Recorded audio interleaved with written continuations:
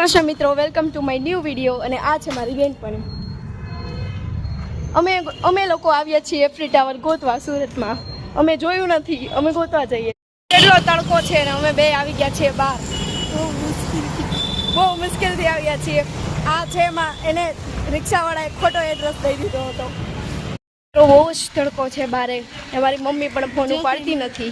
અમે એફ્રી ટાવર જોયું નથી, અમે એને મિત્રો હવે અમે થોડાક દાદાને પૂછીને એટીએમનું એડ્રેસ ગોતી લીધું છે અને અમે આવી ગયા છીએ બેંકે.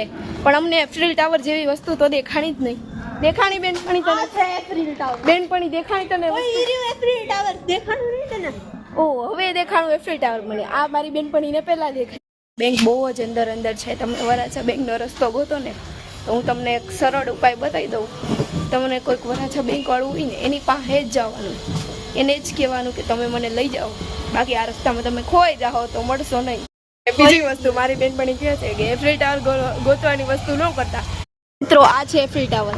આવી વસ્તુ ગોતવાની કોઈને એટલા થાકી ગયા હતા કે અમારાથી હવે ચલાય એમ નહોતું, એટલે અમે બેસી ગયા છીએ થોડી વાર. બિલકુલ બહાર નહીં નીકળવાનું એમ કહે છે, કારણ કે હું તો આવી છું ઘરેથી. મારે આજ કોલેજે રજા હતી, એને કોલેજ ચાલુ હતી. એ કોલેજથી બંક મારીને મારા માટે આવી છે.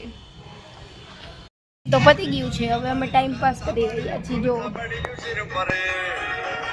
રીલ્સ જોઈને ટાઈમ પાસ કરી રહ્યા છીએ. અમને બહુ જ હેરાન કરી રહ્યું છે આ કૂતરું. જોઈ રહ્યા છો તમે આ કૂતરું.